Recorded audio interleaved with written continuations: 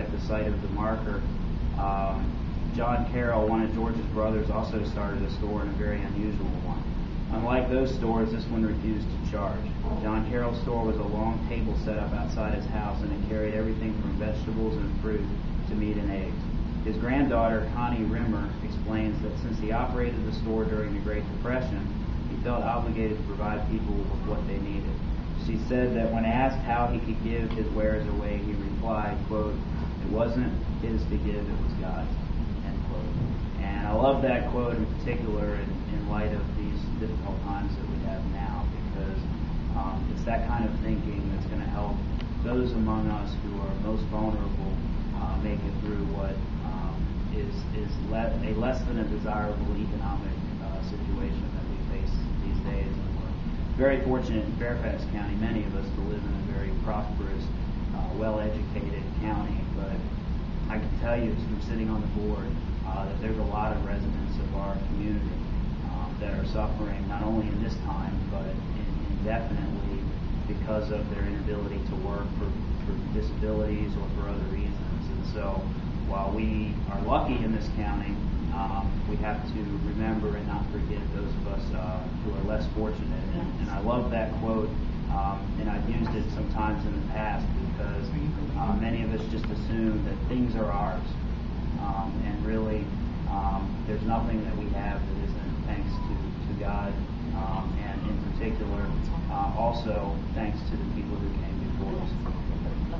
The Carroll tract has an interesting story. Although the Carrolls are listed as the first family to acquire the land, George Carroll sold land to other family members so that other families, including the Bakers and the Harrises, would also own land. A little distance from here, a marker at the Lake Accotink Park Visitor Center commemorates the African American Civilian Conservation Corps of Fort Belvoir. This marker was dedicated last April on the 75th anniversary of the CCC. Most of us are too young to remember the dark days of the Great Depression when 25% of our country was without work. President Franklin Roosevelt founded the CCC to combat the economic conditions of his bleak time and to employ single young men in conservation and infrastructure projects. As a matter of fact, many Virginia state parks and Skyline Drive were CCC projects.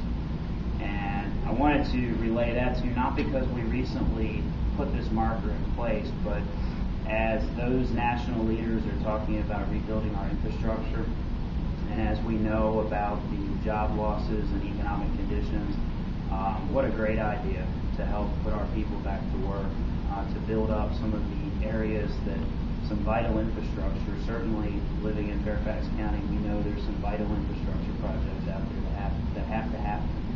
And this is not a revolutionary idea of putting our people back to work and building up the community. It's something that was done in the Great Depression, and the CCC in large part did that in the area. So the marker, if you haven't seen it at Lake Accotink Park, is worth going by to take a look at. 200 African American men from a Fort Belvoir CCC camp built fire roads and trails through that area that is today Lake Accotink Park.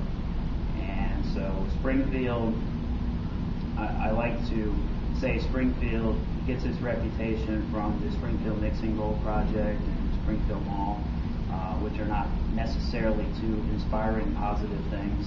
One is a sea of asphalt that still gets clogged every morning, and the other is a mall in dire need of renovation. But the truth about Springfield is there's some hidden history there. And it was only recently that we put the CCC marker in place to try to establish and raise awareness of some of Springfield's history.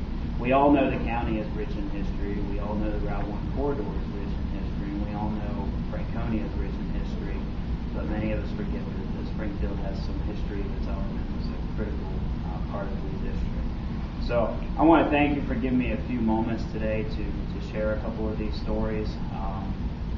I know that in telling them they're accurate, or Phyllis would have come up here and strangled me. And I gathered a lot of my information from several of the works of the Franconia Museum and some other active people in the community. And I continue, like many of you, to learn more about what happened before us. And in looking backwards at things that have happened, we really can help ourselves move forward a lot by taking lessons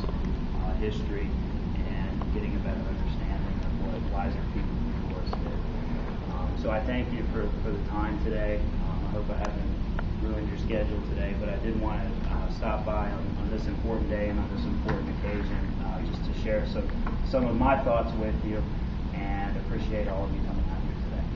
Thank you.